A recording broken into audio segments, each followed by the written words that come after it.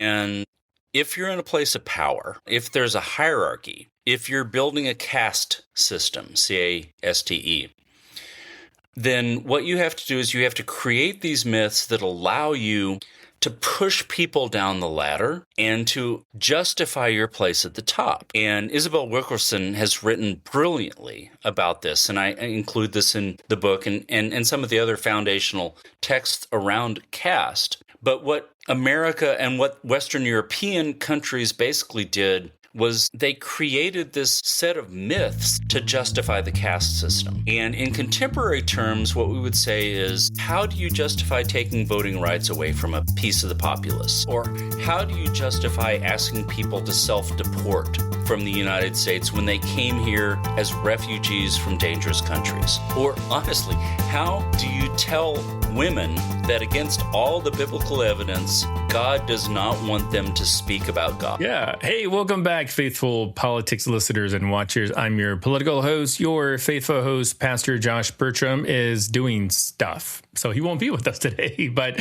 instead, we are joined again by one of our favorite guests. His name is Garrett. He is the author of White Lies, Dismantling 10 Cultural Myths About Race. I should mention that this is not his first book. He's published and authored. I looked, actually, this is such a tangent, just this morning, actually. You have so many books, Greg. How many books do you have?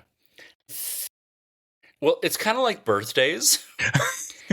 It's like, 21 is significant. 57 is not. So it's 30 plus. My goodness. That's there's one that you wrote that I swear I think I've either read or have used. It was the Matrix and the Gospel, or the Gospel and the Matrix. 2002? 3, I think. 3. Yeah. And I wrote that with my friend Chris C., who is pastor in Houston, Baylor alum, one of my dearest friends, godfather to my son. And, a great person, thinking about culture. And so that was one of the very early books where I kind of leaned into thinking about religion and culture. And, this new book, White Lies, there's a ton of stuff about religion and culture because, how we understand culture is how we understand ourselves. And my friend David Dark, has been writing some stuff. And, he talks about culture is the essential thing. And even in these dark times, he says, culture eats empire for breakfast. Yeah. Mm-hmm. So, where do we land? Are we watching the World Cup? Or are we watching, the UFC matches under the claw? And what does that tell us about who we are? Yeah, no. So in your book, you choose to focus on 10 myths, these cultural myths, and we'll definitely talk about some of the specificity of some of those myths. But I'd love to just learn what about these 10? How did you kind of get to these 10? Is there only 10? So yeah, talk to us about sort of the formation. Well, 10 is the easy publishing thing. So for more than 10 years, I've been engaging with race and culture, and often that has been through film or television or pop culture. And so I've done a number of conversations and public programs with Black pastors, Black theologians, liberation theologians here and in the UK and in France. And there is, on my bookshelf behind me, here. So the foundational text for mythology in American film is Donald Bogle's book about racial stereotypes in film. And so when I started doing this work with Black pastors and priests and theologians, myth necessarily came into the conversation because there are so many, honestly destructive and painful myths that are reflected in American culture. And it's in film, it's in television, it's in advertising. And as my book sort of sets out, it's in all the other kinds of discourse. It's in legal decisions, it's in politics, it's in theology, it's in sermons that people deliver. And so what came out for me, and this is a sort of foundational, formational thing for me, is I did a lot of work with the great American liberation theologian Kelly Brown Douglas. And we did programs at the Washington National Cathedral, which is the nation's church. And we did things together at Trinity Church, Wall Street, which is the nation's wealthiest church. And whenever we showed films and talked about them with audiences, what she would say is, what do we celebrate and what do we lament? And both of those things were about racial myths. So what do we celebrate? What are the things that liberate? And what are the things that reinforce people in power to push down on what in Matthew 25 Jesus would call the people who are marginalized, the people who are oppressed? And so, my earlier book for Oxford University Press about race and film, my book on James Baldwin, which what I've talked with you guys about, led to this really deep dive into the racist myths that allow white supremacy to flourish and allow it to say that Black and brown and Asian people, gay and trans people, and honestly, women, after looking at the events of the Southern Baptist Convention in the last week or so. So this book emerged out of all of my reading of all of these multitudinous texts that are at the heart of American understandings of power. And the understandings of power are that Jefferson said, we are all a part of this democracy. And white Christian nationalism says, only people who look and live and identify like me are part of this democracy. And so it's, it's theological, it's cultural, it's all of these different things. But it grew out of all of this work on film, which is a thing that I've studied forever. But it led me into these conversations with history and theology and politics and the legal world. And honestly, even simple things like advertising.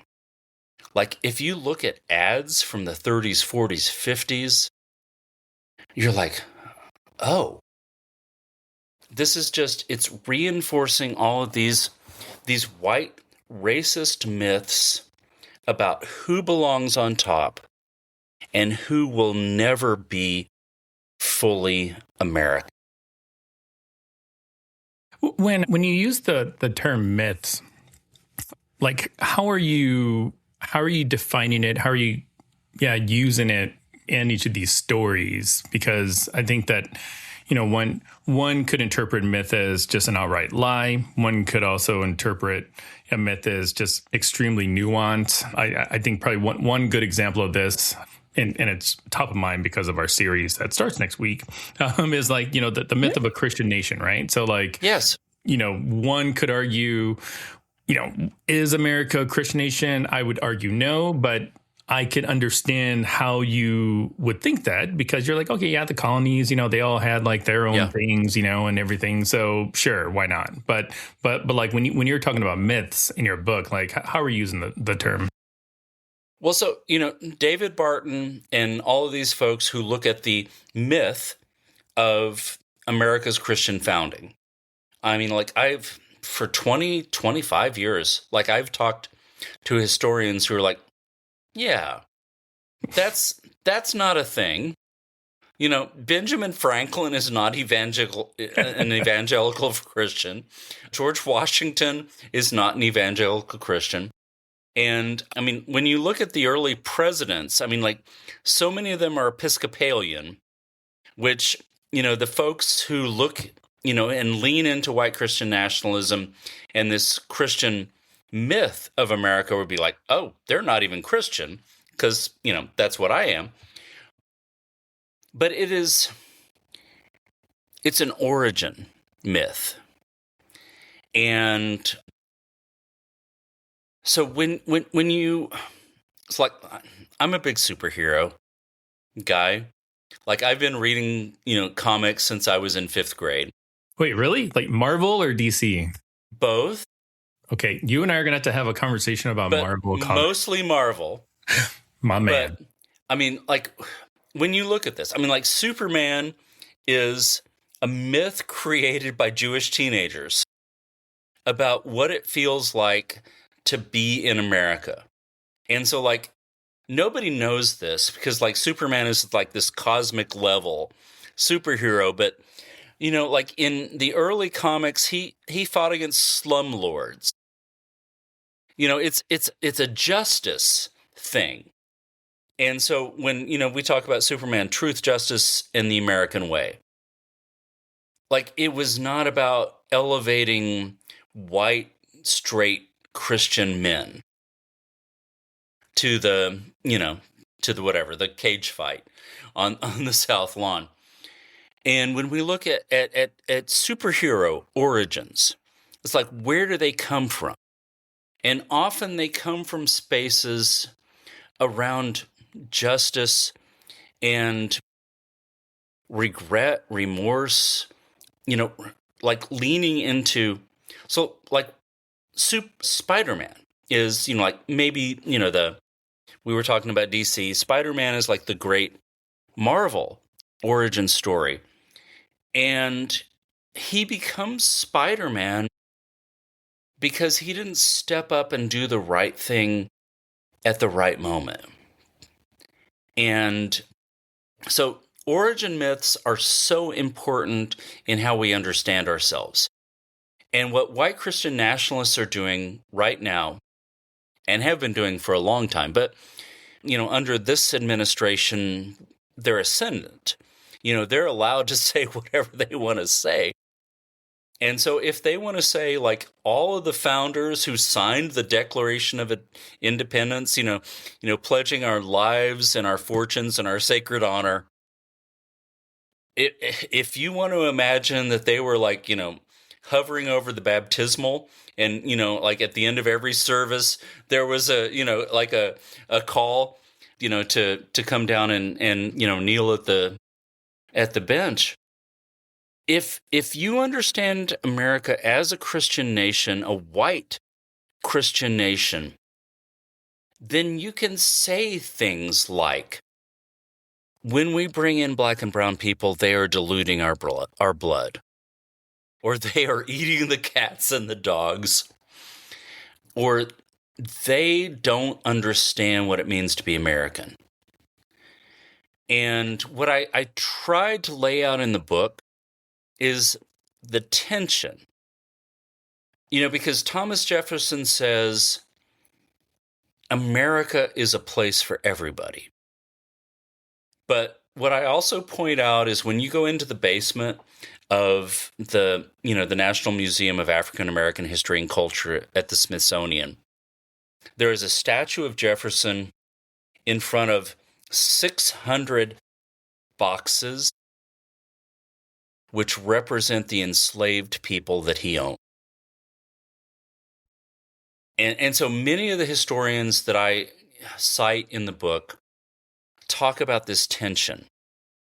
So I still, as Barack Obama did in his memoir, A Promised Land, I still believe in America, I mean, it is harder and harder under this administration, but I still believe in an America where everybody is recognized, everybody's accepted, everybody has the same rights. I mean, and that sort of Matthew 25 rendition of my Christianity, which is God loves everybody, and at the end of whatever there is, at the end of things, it's not going to be, did you shout, Lord, Lord? Did you lay hands on President Trump in the Oval Office? But did you stand up for the poor, the marginalized, the people in prison, the immigrant, the widow, the orphan? I mean, like all of those people that white Christian nationalism pushes to the side. And so when we talk about myth, one of the things that I tried to express in this book is there are so many harmful myths, and I chose 10. There are more, but there are also these myths, and by that I don't mean to denigrate it, but my faith is about the myth that God loves everybody, about the story that we are all children of God. And so mythology is how we make meaning. And myths can be a transparent lie, which is like black people are not human beings. But it can also be this God loves everybody.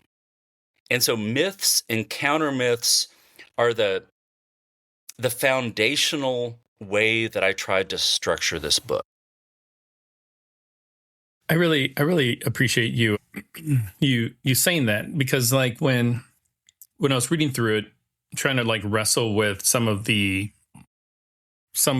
stories that you include in there, it's like it caused me to really kind of think about like, what are these myths doing to me, and what did the myths do to the people that heard them? And I think a lot about, regular listeners won't be surprised. Like, so Josh and I are somewhat like Jonathan Haidt fanboys.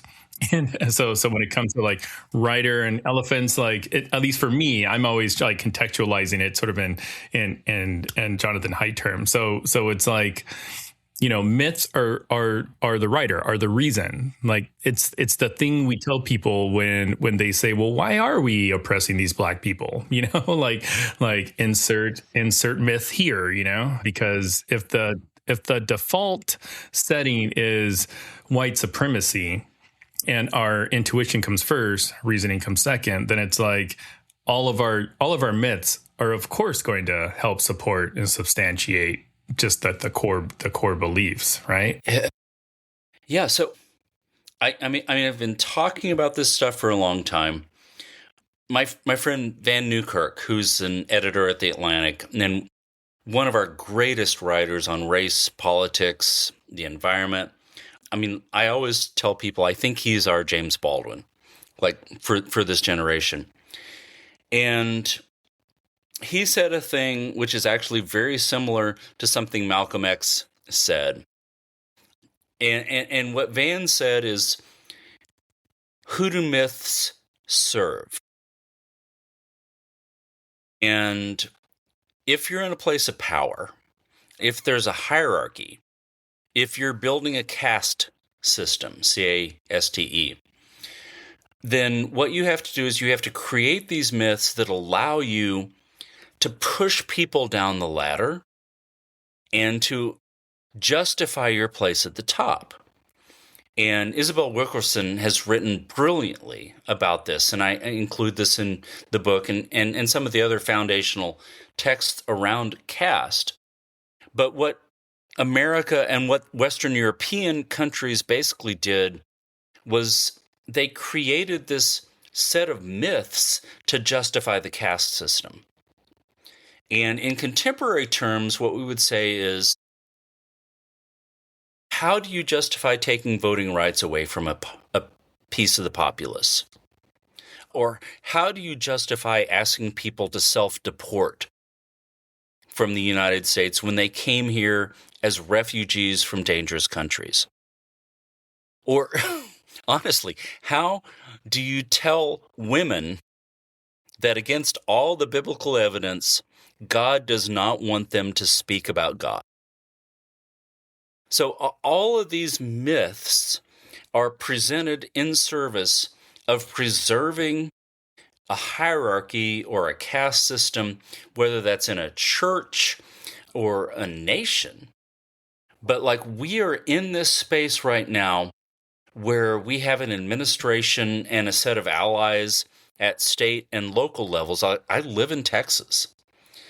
And, Texas schools are being told that they cannot teach history because it is offensive to white students.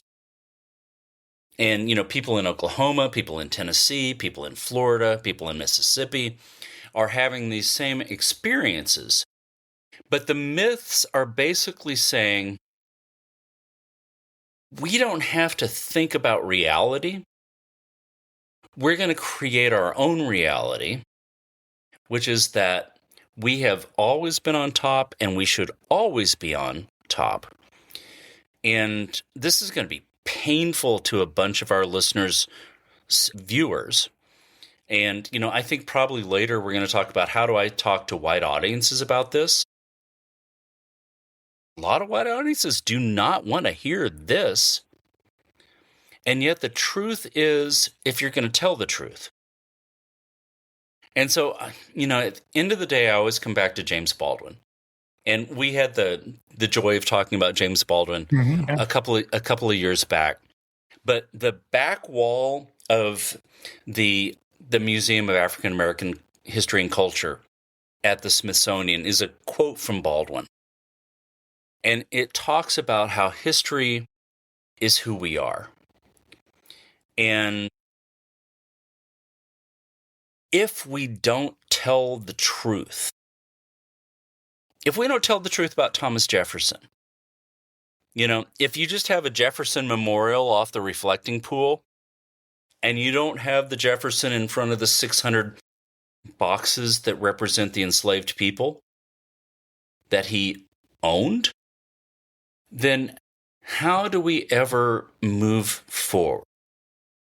And I'm sure we'll talk more about this, but in my own work with churches and civic groups and clergy, it echoes in many ways the work that Jemar Tisby has done about his historical research and his anti-racism research. And the first space always has to be, you got to tell the truth so that people can be aware, that they can recognize where we are. Because if you don't tell the truth, if you don't have that awareness, if you don't recognize, and that's an early and easy step, honestly, because I did so much conversation about race in film, and that book came out right after, the Black Lives Matter movement, kind of launched itself. But all these people who say, all the white people who say, I would never have experienced what George Floyd experienced. I mean, it's a very, it's clearly like a first step, but if you don't have that first step, you don't have anything. Because so many of the people, so many of my conversation partners are like, I don't want to talk about this, or I'm not racist. And, I'm sure we're going to lean into some of this stuff, but it's really essential to look at the myths that underlie our 400, 500-year history in the West of saying it's okay for us to treat a certain set of people like this. And this allows me to sleep soundly at night. Yeah, I want to ask you about some of these myths. So the first one I want to ask you, and you actually lead off your book with this, is the myth that folks like myself were less than fully human, animalistic even, which, I mean, I always get a little bit offended when people try to ascribe some sort of animalistic feature to me, because I'm just like, that sounds like a superpower that I do not have. So would I love to have a prehensile tail? Yes, I would. Sure. Would I love to run the 108.3? Yeah. Exactly. Yeah, so that myth goes all the way back to the foundational myths created when European powers started taking people from Africa and deciding they were going to keep them forever. So in the book, I talk about Prince Henry the Navigator, who was, in my upbringing was taught as like this sort of, wow, cool guy. He explored Africa. Well, he didn't explore Africa, but like he sent boats out and they went around Africa. It wasn't a safari or anything like that. No, he was not on safari. He was not like tramping through the wilderness. But the thing about the early origins of this myth about the humanity of Black and brown people is that at some point when you decide you're going to treat people as less than human, you've got to create a myth that allows you to do that. So in the same way we're talking about, like, how do you create a myth that says that Black people shouldn't be able to vote their conscience and, or live in urban spaces that vote for Democrats? And so what we see coming out of that is a set of, kind of propaganda points that continues well into the 20th century. And, honestly comes out often in political discourse now. I mean, this whole they're eating the cats, they're eating the dogs. I mean, what you were saying, and it's anti-immigrant, xenophobia kind of stuff. But these are Black people. And you were saying that they are eating people's household pets. And so what we're saying, whether we're talking about the 15th century or the 21st century, is we are saying these are people who do not partake of our common humanity. And the way the myths are laid out, particularly when we look at the early myths in America, is we should enslave these people. Because that's the only way that we're going to be safe and they're going to be elevated. And, I talk about a second myth, which is the sort of paternalistic vision of slaveholding, which is like, yeah, maybe they are Homo sapiens, but they don't get democracy. And they don't get the human stuff. And so these myths were put in place to allow people to justify slaveholding. And, they keep popping up in political discourse.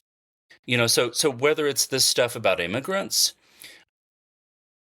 but honestly, whether it's stuff about voting rights, what people are saying when the Supreme Court first says, first, there's no racism, which is another of the myths that I deal with, that after Obama, we are in a post-racial space. We are not. We are so far retrograde of where we were 10 years ago. Yeah. But when you say Black and brown people cannot be trusted to exercise democracy, I mean, it's a painful myth, it's a harmful myth, but it is a myth like that Southern states jumped on immediately after the Supreme Court said, hey, y'all, go back and redistrict, because, we can't trust Black people to vote in the South. Yeah, it seems like, because I was thinking as you were talking, especially when Donald Trump uses insults hurled at like people, politicians or folks in this administration or whatever, it's like the caliber of the insult does, at least as a black person, like I recognize like the language he uses against, the minority, Hakeem Jeffries, or Right. even like the one in particular that came to mind is Omarosa. So Omarosa was this reality TV person that I think worked under Trump in his first administration. She got fired, and I remember him calling her like a dog or something like that. And it's just like it seems like that's an echo of a period where folks did actually think that like black people were animals, but like I mean, how does that like formation even start? Like, I mean, I'm taking it on, I don't know. I'm just assuming that they didn't have the same sort of science that we have today to prove that humans were not in fact animals. So like, what's the rationale? Well, there is a set of pseudoscience, as we look at 17th, 18th, 19th, 20th century. And, obviously, like, they don't have genetic research. They can't look at you and me and go like, we are the same person, except I'm not wearing a hat. But their stuff is anthropological for the most part. I mean, like they're doing some of the caliper stuff and measuring people's heads and, looking at physical features. But when they do the caliper stuff and look at physical features, what they're looking at is, like Nordic, Aryan humans. And they're like, all right, so if your nose is broad, if you have a largish backside, which I actually have. I mean, there may be some ancestry there I need to deal with. But like they're looking at what are the easiest signals that I can say that somebody doesn't look like me. And so in the book, I actually talk about, I think it's a Harvard professor who goes on a trip, and for the first time, he is served at table by a black waiter. And he says, like, I almost could not eat this food because when I looked at this waiter, he doesn't look like me. And that becomes the mythic way of saying he doesn't share my humanity. And, like I've been all over the world, and there are some people who look like me, and there are a bunch of people who don't look like me. And at the end of the day, like, we are all the same. We are all children of God.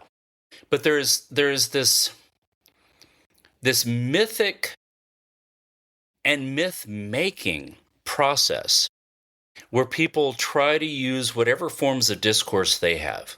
Whether it's theology or whether it's, legal cases.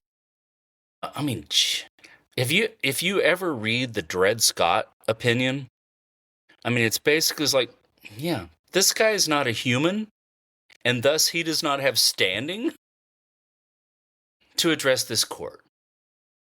So it is all about white supremacy at the end of the day, and it is all about that caste system that we were talking about earlier.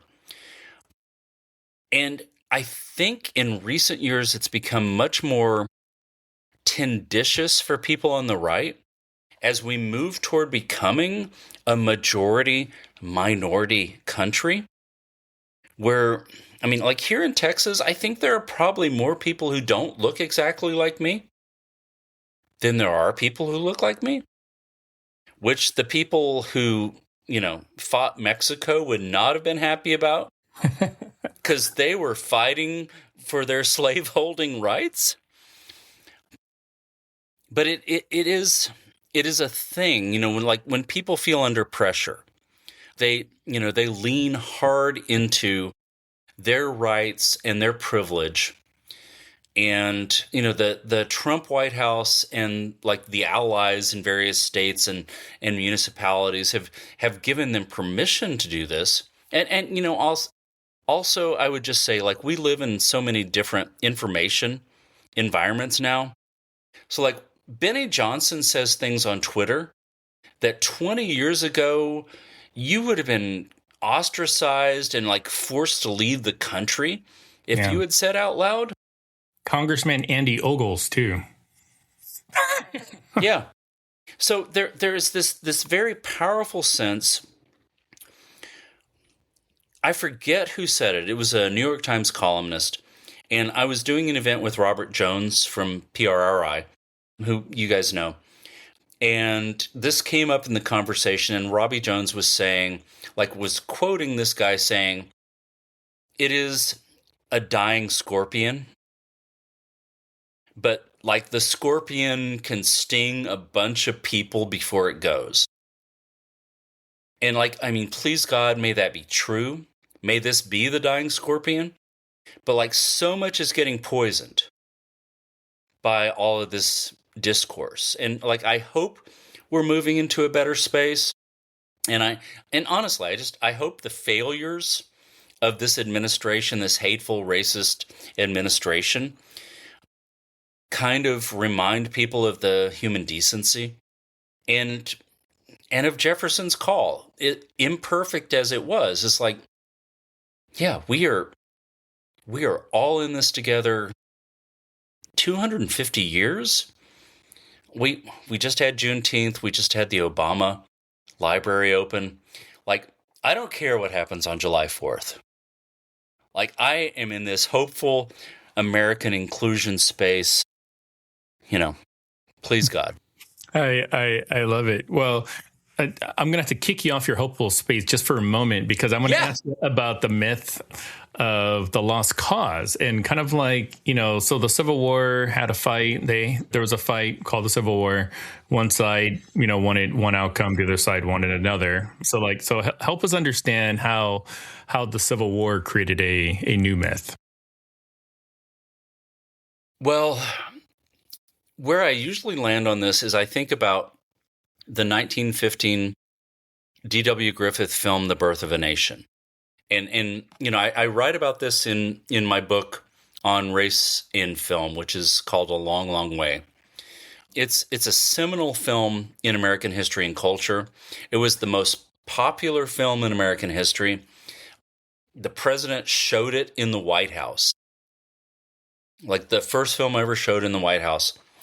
And one of the things that I think is really essential for listeners to know is that The Birth of a Nation, that title does not refer to a new birth of liberty, like Lincoln talked about. It's the birth of a white nation after the conflict of the Civil War. And so there is this very powerful sense that, first in, what would it be, 1877, there is an end to Reconstruction in the South. And historians talk about this period, quelle ironie, as redemption. And this was the place where after, black senators and congressmen had served in the United States Capitol, there was a compromise between North and South where they said, okay, Reconstruction is over, and white people, you can have back all the rights that you had before. We can't do slavery again. Although you can, put people in jail and make them work for you. Yeah. So the Michelle Alexander stuff. But we've got this redemption period where everything gets rolled backwards. And white people say, okay, the Civil War is over. We are one nation again. And I write about this in the book at the beginning of that Lost Cause chapter, because when I ran across the Confederate monument at Arlington National Cemetery, I was like, I have seen so many horrible things in my life, and I never imagined this thing. And it was basically this compromise. So They have taken the monument down. Pete Hegseth says they're going to put it back up. I mean, who honestly knows what's going to happen in the next 2 years? But there is also this circle of Confederate dead. So people who fought against the United States of America in the middle of America's most sacred space, Arlington National Cemetery. And so the lost cause myth is essentially, my priest preached this last Sunday. She said it is the Ku Klux Klan elevated to the White House.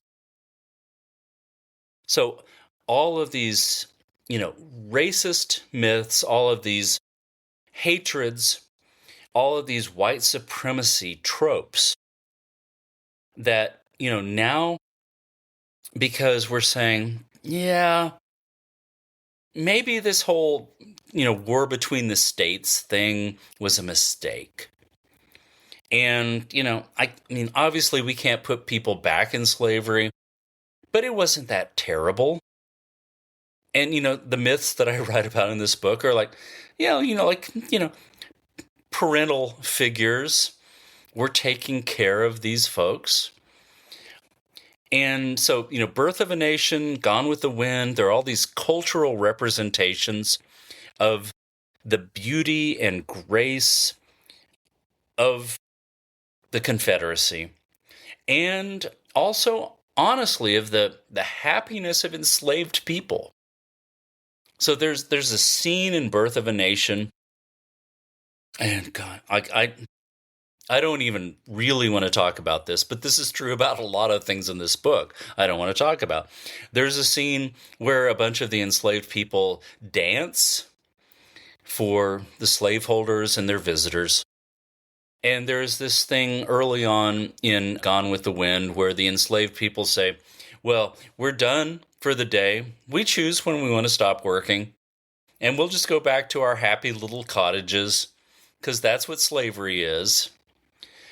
And it's the contemporary version of this.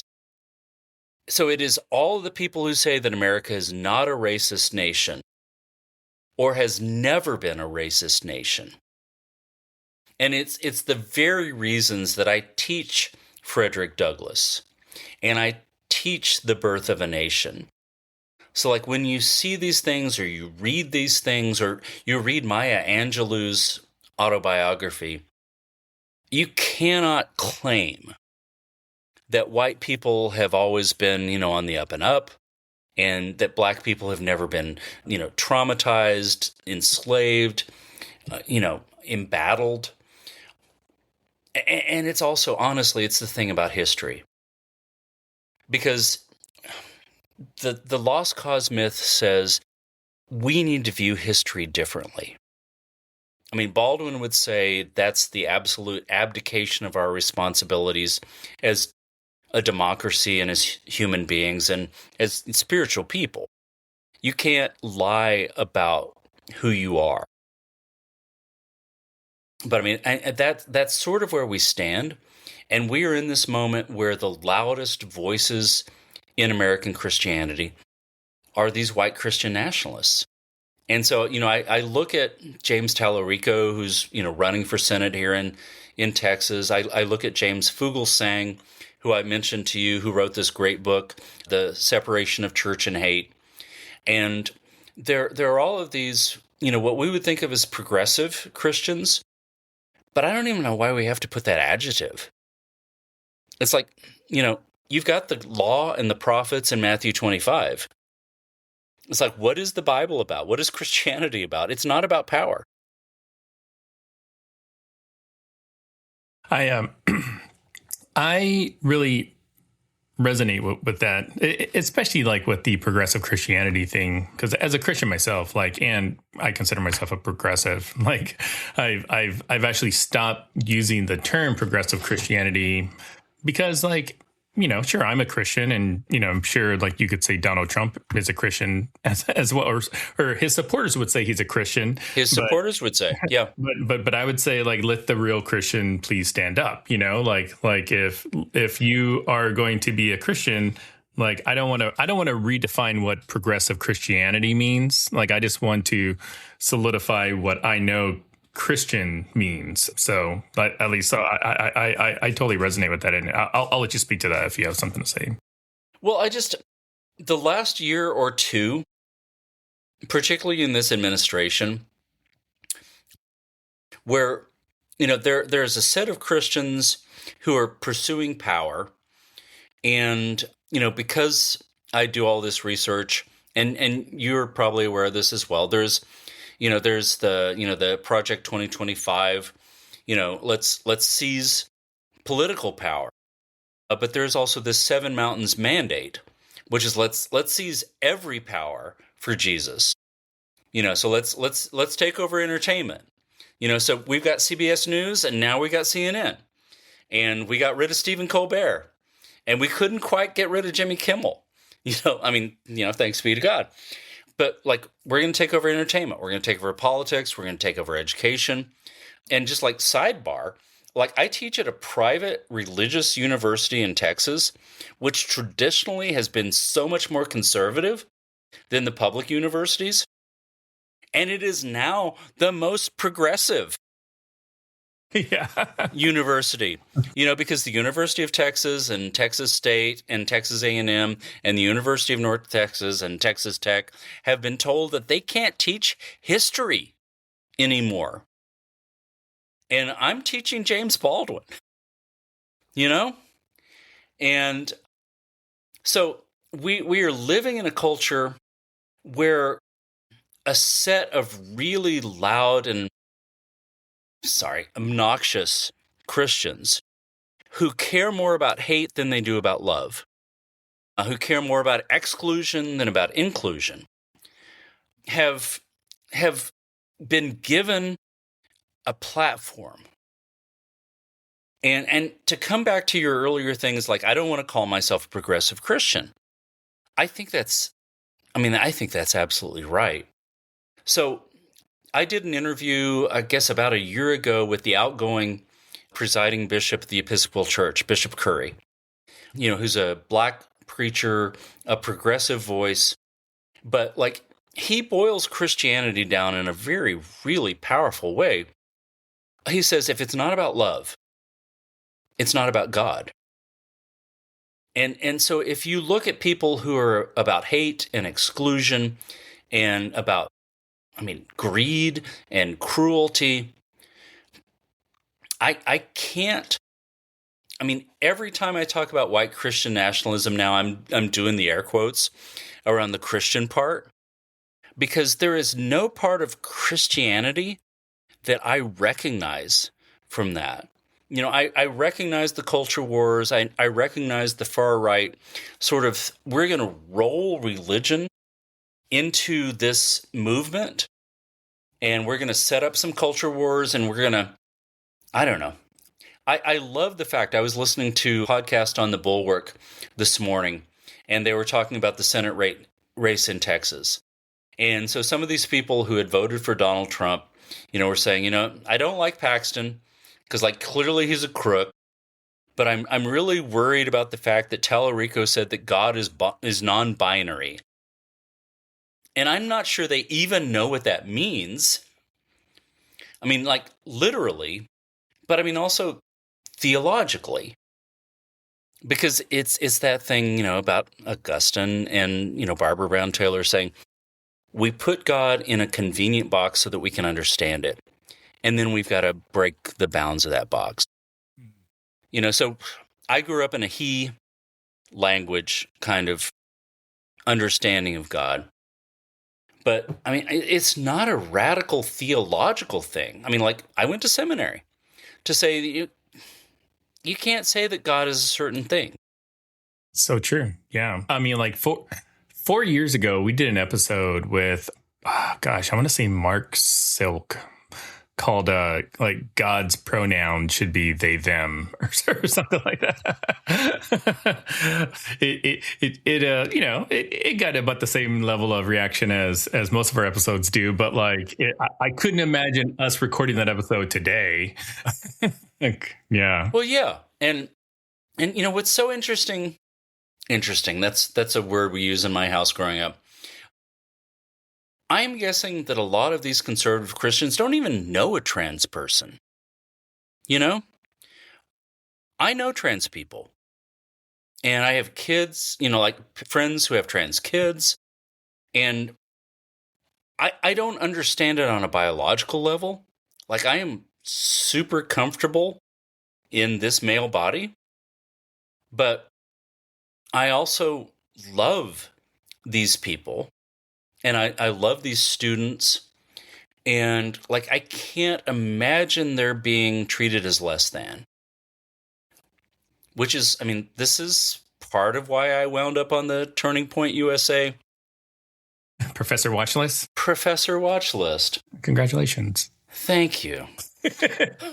It's a daily comfort to me.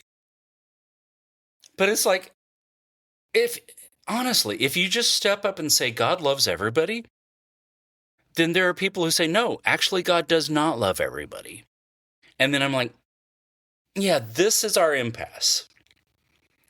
And you can call yourself Christian, but it's not in the scriptures. It's not in the teachings of the church. And it's not in this Pope's teaching.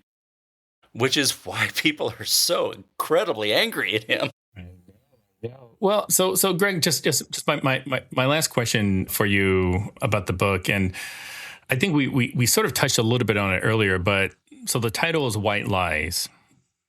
My guess is, your average white evangelical or just average white person is going to look at the title of that book and have like the hairs on the neck, have the hairs on the back of their neck stand up because it has the word white in it, right? Yeah. So how should, a white person that picks this up and says, wow, that really hurts. Like I'm reading this and I feel really kind of weird inside. Like, well, what's your advice to them? Oh, and honestly, that's such a hard thing because I've been doing these conversations for 10 years. And I walk into a bunch of white spaces and I walk into a bunch of white clergy spaces. And we've probably talked about this before, but my superpower is I look like this, So if Jamar Tisby walks into that space, or if Kelly Brown Douglas walks into that space, or, any of the black pastors or preachers or theologians, they're going to be received a little differently. Like a wall is going to immediately go up. It's like, you can't talk to me like that. And so one of the things that I hope this book will do is say, I have been white all the 64 years of my life. I grew up in the Deep South. I went to, recently desegregated schools. I have beloved friends who are black pastors and preachers and theologians. I have walked alongside them and learned from them. And I partake of privilege every single day. I'm not rich, but like, there is never a morning when I get up and look in the mirror and go, people are going to be mad at me today because I look like this.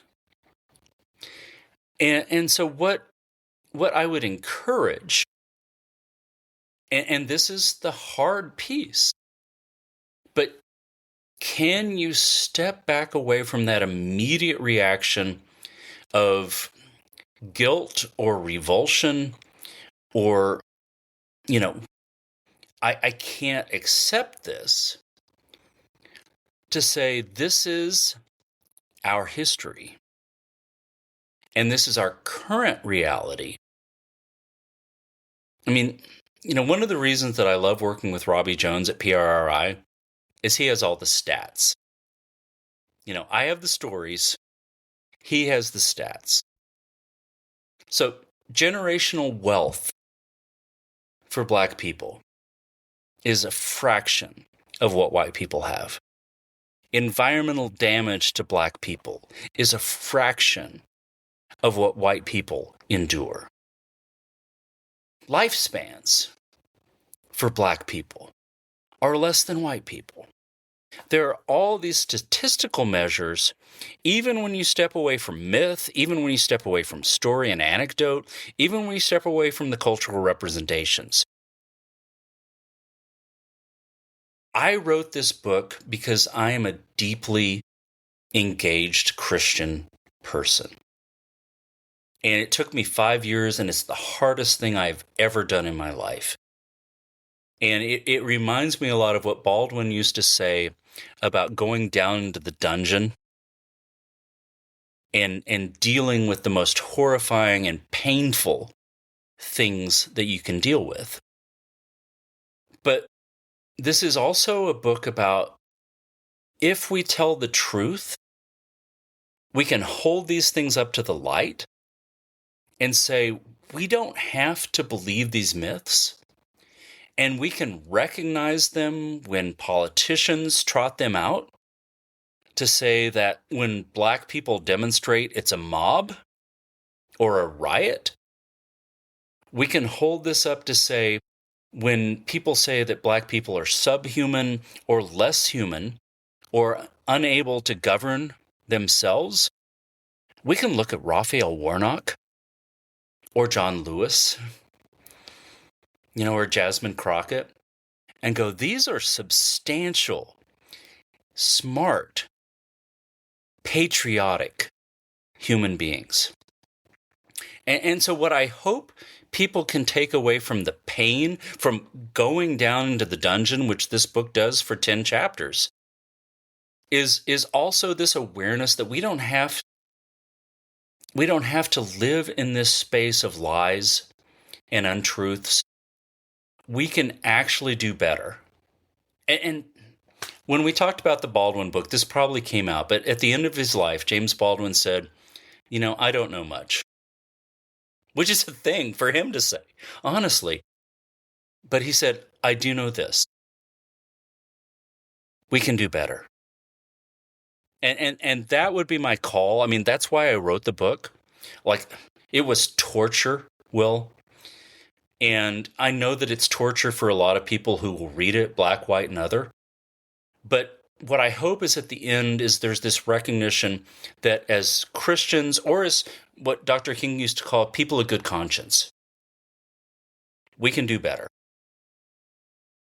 Yeah, I agree. And I think that what your book provides, especially if you are of the mindset that, something's just not quite right in society, and that it does seem to favor like one ethnicity over another, then I think that your book offers an inoculation to help people be able to recognize that. And it will, that's nice. It will hurt, obviously, like all inoculations do, but like, I think that the long-term benefits are going to be there. And and I wish you nothing but success for your book. Where can people get it? Well, all the places. So like we were talking earlier, Amazon is already selling it because they have it in the warehouse. Oxford University Press has it. My encouragement always is, if you've got a good independent bookstore in your hometown, patronize them. People who love books. Amazon will sell you anything. They'll sell you a screwdriver. They'll sell you a pair of socks. They don't care. Yeah. But your independent bookstore is a place that loves books and curates books, and so that would be my encouragement. But yeah, Will, thank you. You're welcome. Yeah, definitely. Always a pleasure to have you, Greg. And you missed a good one, Josh. So make sure you stick around for the next time. All right, Josh. Awesome. And thanks to our audience for stopping by as always. Don't forget our Church and State series begins next week. So if you're watching this, make sure you tune in. Go to our website to get all the information if you need it. And as always, keep your conversations not right or left, but up. And we'll see you next time. Take care.